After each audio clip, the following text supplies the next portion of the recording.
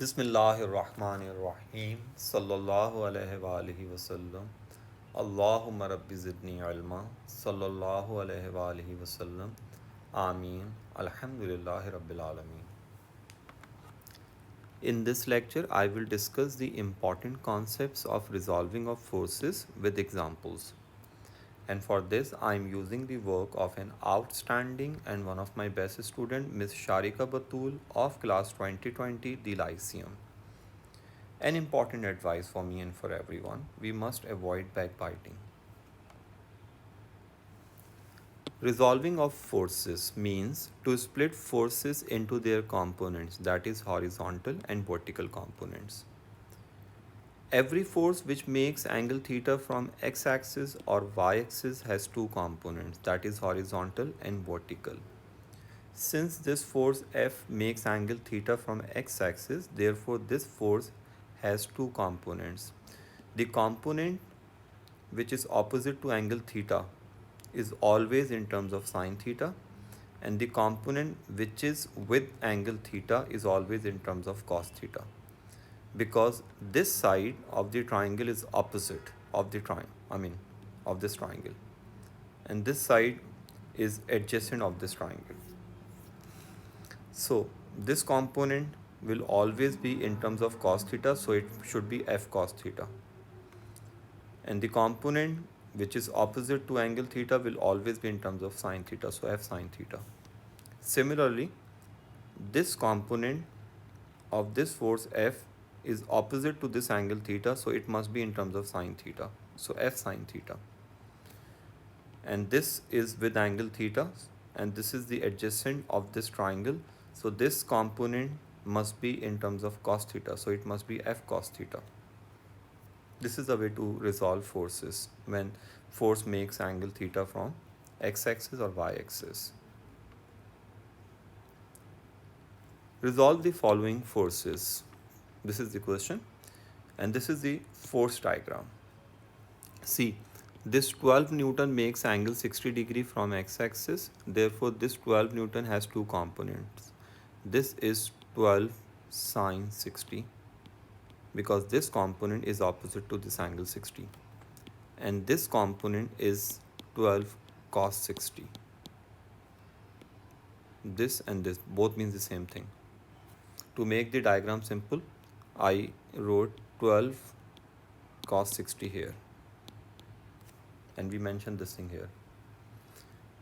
This 18 has two components. This is 18 sine 60, whereas this is 18 cos 70. Sorry, 18 sine 70, 18 cos 70, because this angle is 70 degrees. This 9 has two components, 9 sine 65, and this one is 9 cos 65. This 3 Newton force has two components. According to head to tail rule, this component is 3 sine 50, whereas this component is 3 cos 50. This is the force diagram. All the components are here.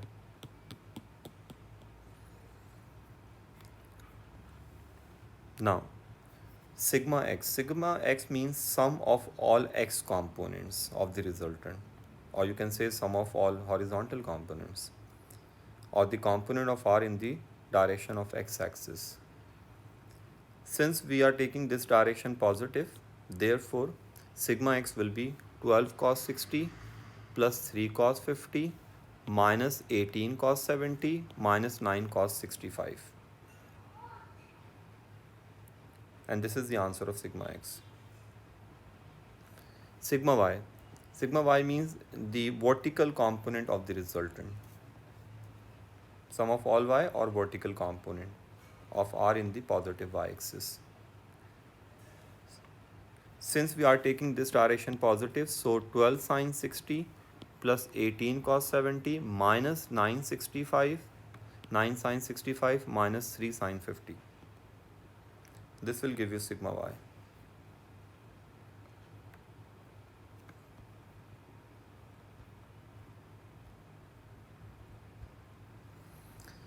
And this is the formula of resultant: sigma x square plus sigma y square under root. And this is the answer of the resultant of those forces. Give your answer up to 3 significant figures.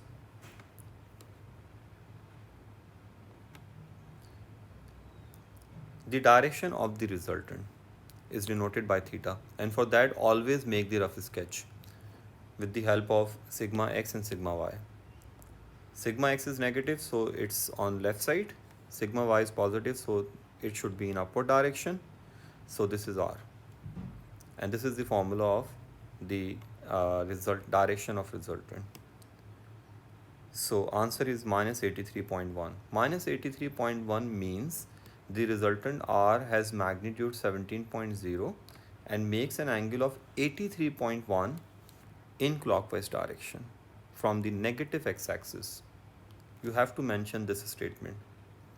R makes angle 83.1 in clockwise direction from negative x-axis.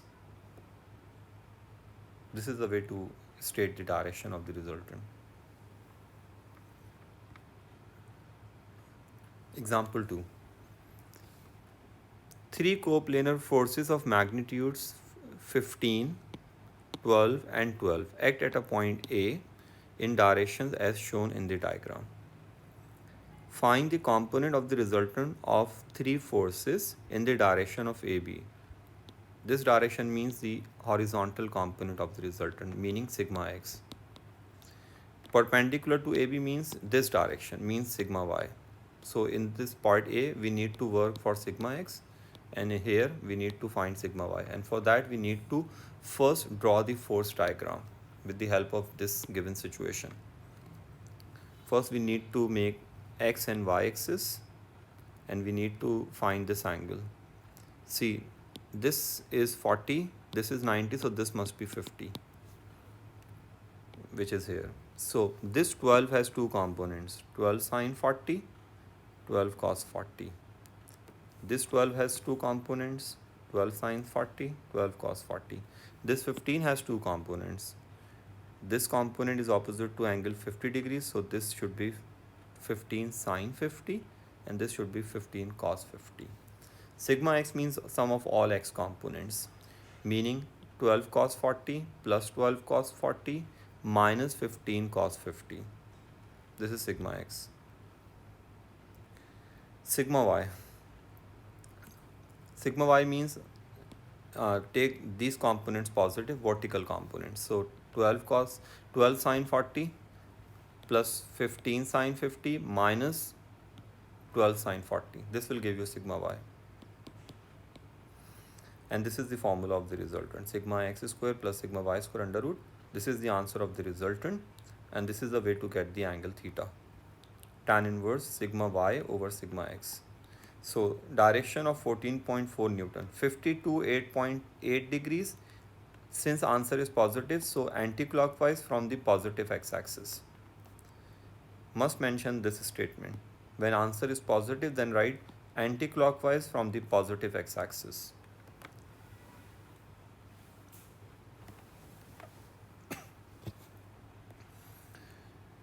Next example.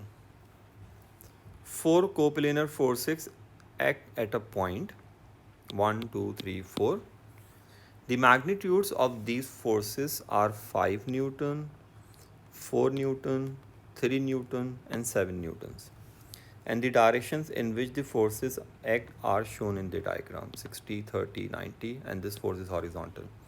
Find the magnitude and direction of the resultant of the four forces. This is very simple. We just need to draw the force diagram and we need to resolve all these forces. Since this force is acting horizontally, so it has no vertical component. This will remain as it is. This is acting vertically, so this has no horizontal component. We just need to resolve these two forces. So 7 Newton force has two components. This component is 7 sine 60, whereas this component is 7 cos 60. This 3 has two components, 3 sine 30 and this is 3 cos 30. Sigma x means all x components, and we are taking this direction positive. So 5 minus this and this will give you sigma x. Sigma y means all vertical components. We are taking this direction positive, so this minus these two. This is sigma y and this is sigma x, and this is the formula of resultant. Make sure you take negative sign while calculating the angle of the resultant. The answer is minus 27.1. You need to mention this answer. First, you need to sketch the force diagram for R with the help of sigma x and sigma y. This is the force diagram of the resultant. And this angle means the direction of the resultant is, you have two ways to mention the answer. This is the first way, 152.9 degrees, and the other way is 27.1 degrees clockwise direction from the negative x-axis. This is the other way. So direction of the resultant is 152.9 degrees anti-clockwise from positive x-axis. This is just one way, and the other way is the direction of the resultant is 27.1 degrees clockwise direction from negative x-axis.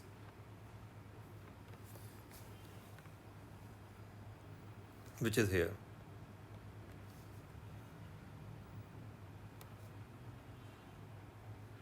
Whenever they say state the direction or find the direction, must give your answer either in this way or in this way. This question is very important, question number 25, and I think example number 4 of this lecture. A block A of mass 3 kg is attached to one end of a light inextensible string S1. Another block B of mass 2 kg is attached to the other end of S1 and is also attached to one end of another light inextensible string S2. The other end of S2 is attached to a fixed point O and the blocks hang in equilibrium. This is very important, below O. Number 1, find the tension in S1 and the tension in S2. For that, you need to resolve forces separately at A first and then at B. So these are the two force diagrams. When you will resolve forces at A, then tension will act away from A. I discussed the important concepts of forces in my first lecture, and in that lecture I explained that tension always act away from the point of resolving. Since we are resolving forces at A, therefore tension would act away from A. We are considering this part only. You can say this part only here. So this S1 has this direction because we are resolving forces at A. And since A has the block A has mass 3 kg, so the weight will be 30 newtons. 3 kg means 30 newton. Let me correct this.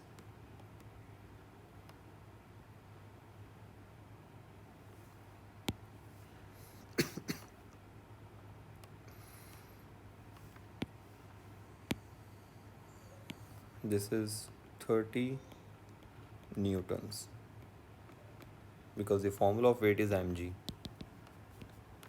So 3 times 10 makes 30.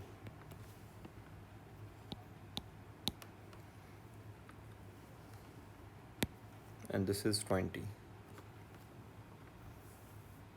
So S1 is 30 newtons because this system is in equilibrium, meaning upward force is equal to downward force.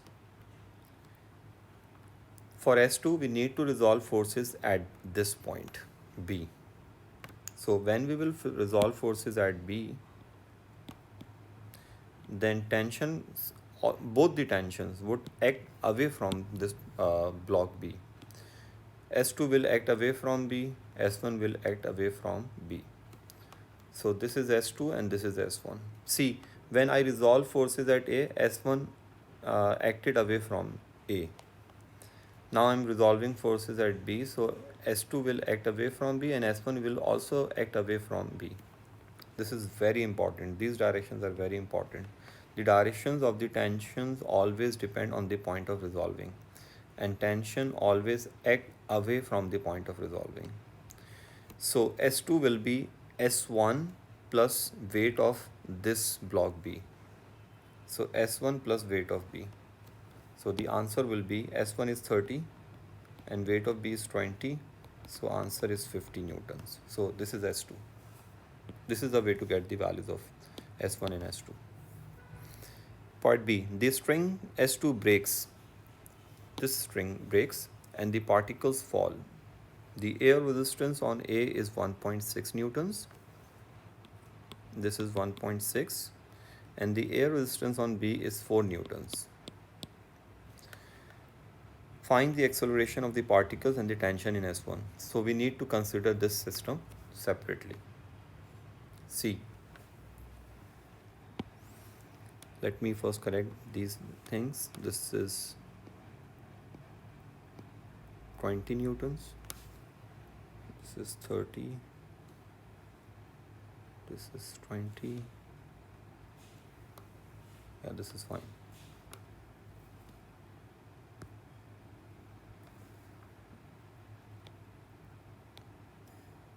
This is 3A and this is 2A. Well, now we have to resolve forces separately, at first at A and then at B. So here we are resolving forces at A. So when we will resolve forces at A, S1 will act away from A.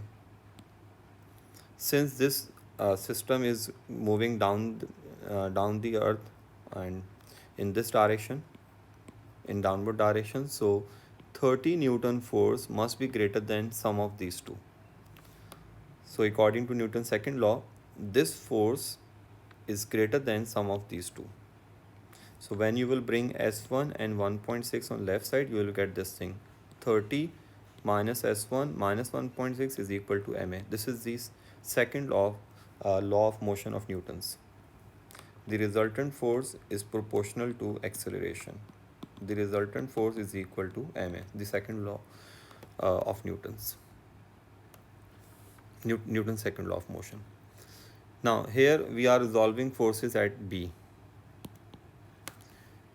So since we are resolving forces at B, so tension will act away from B.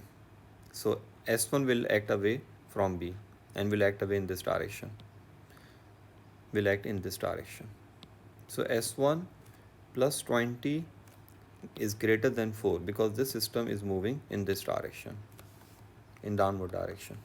So S1 plus 20 is greater than 4 newtons. So S1 plus 20 minus 4 is equal to 2a. 2a means mass of this object B. By solving these two equations simultaneously, we can get the values of S1 and S2. This question is very important, so you can take the screenshot of the solution if you want, and you can see the solution of this question in one page.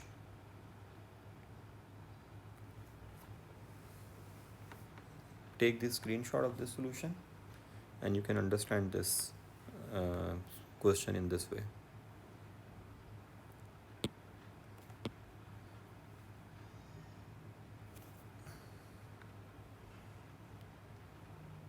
In this question, the directions of tensions are very important.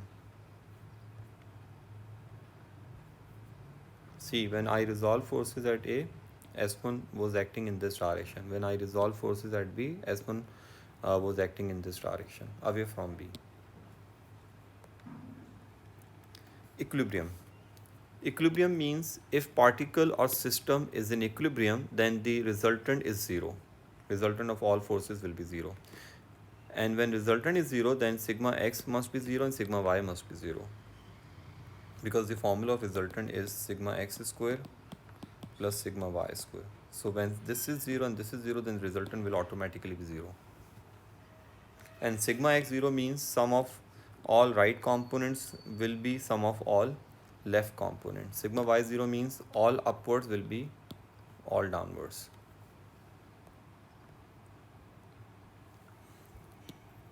First question of this topic, equilibrium. The three coplanar forces shown in the diagram act at a point P are in equilibrium. This is very important, equilibrium. Find F and theta, part 1. So we first need to resolve all forces, and for that we need to draw the force diagram. This F has two components. This component is F sine theta, whereas this component is F cos theta. This 12 has two components, 12 sine 30, and this is 12 cos 30. Since this force is acting vertically, so it has no horizontal component. You just need to copy this as it is. Now all right components will be all left components. So F cos theta is equal to 12 cos 30. This means equilibrium. And this is the equation for F in terms of theta. Well, uh, all right components, all up components will be all downward components. So F sine 30 plus 12 F sine theta plus 12 sine 30 is equal to 10 newtons.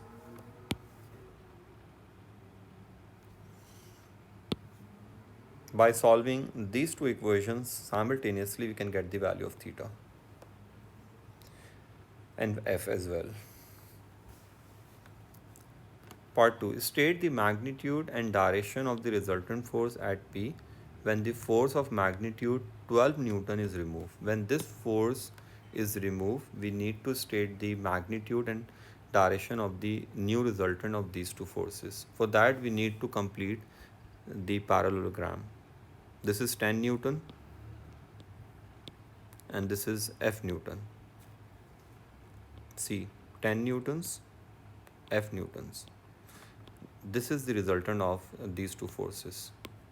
So the resultant has direction 30 degrees clockwise from positive x-axis and has magnitude 12 newtons. This is here. You just need to complete the parallelogram. This is 10, so this must be 10. This is F, so this must be F, and their diagonal is of 12 newtons. And the direction is 30 degree. So the magnitude of new resultant is 12 Newton and it makes an angle 30 degree clockwise from positive x-axis. Or you can state in this way, 12 Newton, the magnitude of resultant, direction opposite to that of 12 Newton force. Opposite to this 12 Newton force.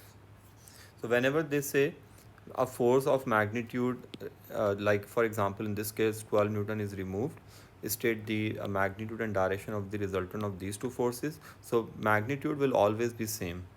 This is 12, so magnitude must be 12. And direction will be opposite to this force. So this is the way to answer this question. You don't need to draw this diagram. You can just state this thing. This is just for your conceptual clarity.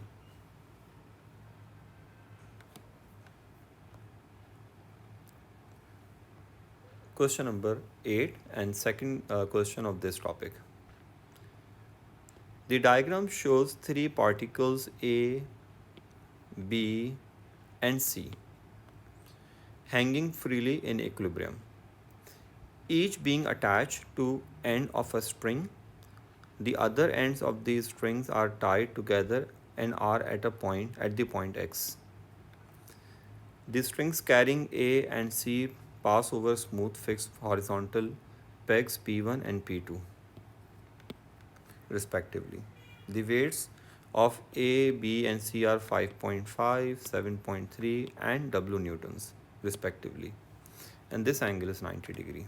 Find this angle, which is theta, AP1 x1.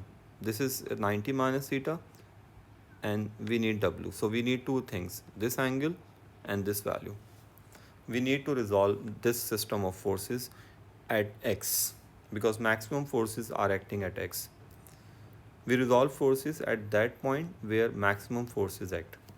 So maximum forces are acting at X, so we need to resolve forces along and perpendicular to this point X. See, since this system is in equilibrium, so 5.5 Newton is the weight of this particle So the tension in this string must be 5.5 because system is in equilibrium. So these two forces must be equal, must be same. Since in one string tension is same and this is one string, so this is also 5.5 newtons. This is W newtons, so this must be W and this must be W. This is 7.3, so this must be 7.3. This angle is, I suppose, theta. This is 90, so this angle must be 180 minus 90 minus theta, which is 90 minus theta. And this is the force diagram. See, this W has two components. This is W sine theta and this is W cos theta. This 5.5 has two components. 5.5 cos 90 minus theta, 5.5 sine 90 minus theta. And 7.3 will act in this direction because tension always acts away from the point of resolving. This is 7.3. Since this system is in equilibrium, so all right components are equal to all left components. So W cos theta will be 5.5 cos 90 minus theta. And you know cos 90 minus theta is sine theta. So this is the equation of W. So all upwards will be all downwards. Therefore W sine theta plus this component will be 7.3 and sine 90 minus theta is cos theta. By substituting the value of W here from equation 1, we can get the value of theta. So theta is 41.1 and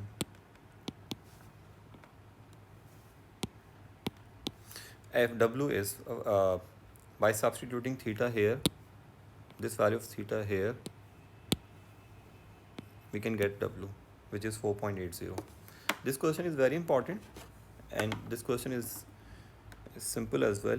If you want to take this screenshot of this solution, you can.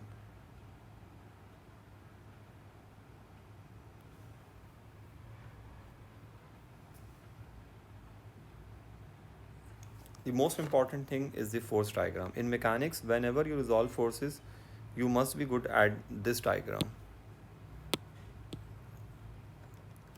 First, do this thing and then draw the correct force diagram. And these calculations are very simple. We just need to form two equations and then solve them simultaneously. A new concept, resolving when resultant force is given. If the given system is in equilibrium, we already have done this thing. We just leave this. We don't need to do this. Let me erase this concept because we already have done this.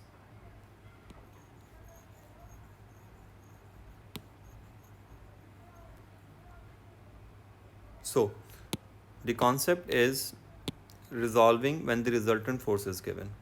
If the resultant force is given, like in this case, this R is the resultant of these two forces, then we need to resolve resultant separately and the forces separately. These are 2 points. We resolve both separately, that is resultant and the given forces. And then we compare their horizontal and vertical components. This is the way to solve questions of this type. When resultant force is given, we resolve resultant separately and forces separately, and then we equate their sigma x components and sigma y components. See, in this question we have this resultant and these two forces. So we need to resolve them separately. So this resultant has two components. 15 sine 60 and 15 cos 60, which is here. And these two forces, 12 newtons and F newton. This is acting horizontally, so this will just remain 12. This F has two components. This angle I think will be 50 degrees. So this F has two components. Now we just need to work out sigma x and sigma y. So sigma x is 12 newton minus F cos 50, and sigma y will be F sin 50. So these are the sigma x and sigma y of the given forces, and these are the sigma x and sigma y of the resultant. We just now need to equate either sigma x with sigma x or sigma y for sigma y with sigma y. So either equate horizontal or vertical components, either both sigma x or sigma x or both sigma y. Since sigma y is simple, this is just f sine 50 and this is 15 sine 60, so it's better to equate sigma y's of both to get f. You could even equate this with this thing. You have option, either equate these two or these two. We equated these two.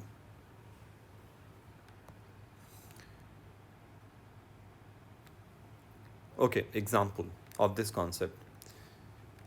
Two forces have magnitudes P newtons and Q newtons. The resultant, this is very important.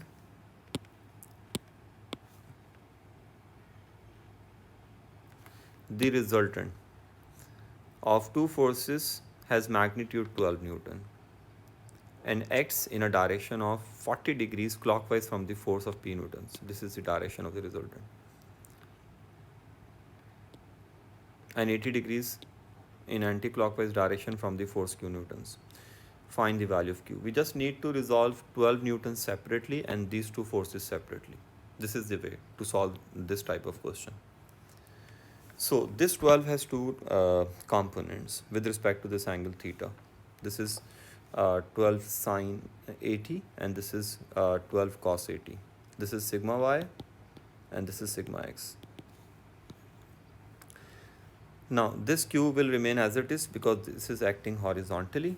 This P has two components, P cos 60 and P sin 60. So sigma x will be Q minus P cos 60 and sigma y will be just P sin 60. Now we just need to equate their sigma x and sigma y.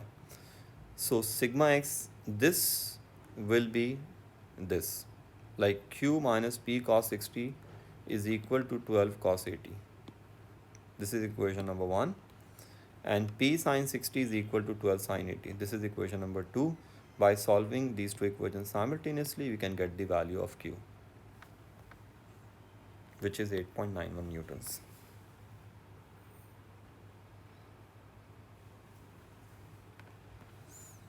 Next question. Three coplanar forces of magnitudes 8 newtons, 12 newtons and 2 newtons, 2, 12, 8, act at a point. The resultant, again this is very important. The resultant of the forces has magnitude r newtons. The directions of the three forces and the resultant are shown in the diagram. Find r and theta.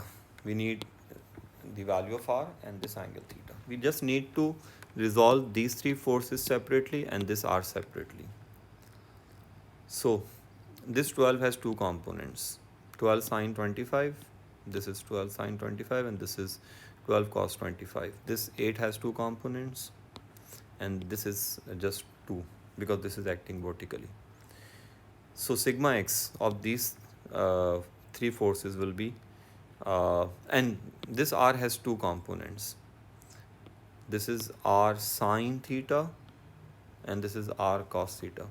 So sigma y, sigma x. So this will be these two forces, meaning sigma x is equal to sigma x. This is sigma x.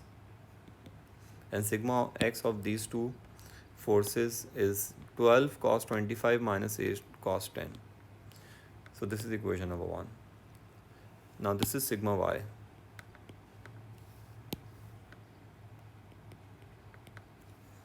So sigma y is this. R cos theta is equal to this plus this minus 2.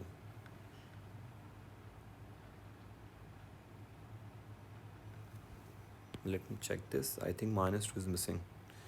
12 sine 25 and this should be negative 2. This was missing. I think it was by mistake. So by solving these two equations, you can get the answer. You can get the value of r and theta. You can check these solutions with respect to this equation yourself. I'm more interested in the resolving. This is sigma y of these three forces, and this is sigma y of this resultant. And these are sigma x of both. Next question, number 18. A particle P has weight 10 newtons, this particle, and is in limiting equilibrium, meaning about to move, on a rough horizontal table. This means this is the rough horizontal table, and then friction would act on this particle because the table is rough. The forces shown in the diagram represent the weight of P, an applied force of magnitude 4 newtons acting on P in this direction, and the contact force exerted on P by the table. The resultant of the frictional and normal components of magnitude C. So this C means this is the resultant force of R and F. It's mentioned. The contact force exerted on P by the table, the resultant of the frictional and normal components of magnitude C Newton. So this C is the resultant of normal contact and frictional force. Find the value of C. For that we must first work for R and then F, friction. So we need to resolve this system of forces.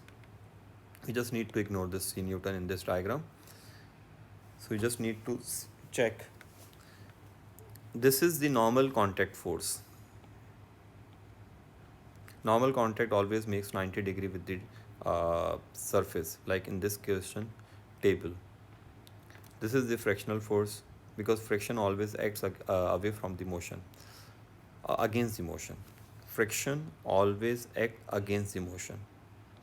Since motion is on this side, so friction would act on this side, on left side. This 4 has two components, and this is the weight, which is 10 newtons. See, sigma, since this system is in equilibrium, about to move, limiting equilibrium, so 4 sine 30 plus r is equal to 10, and frictional force will be 4 cos 30, and C is the resultant of these two, friction and normal contact. So C, by using resultant formula of resultant, we can get the value C. Find the coefficient of friction. This is simple. You just need to use this formula of friction mu r, because the system is in limiting equilibrium. We have friction, we have normal contact force, we can get the value of mu.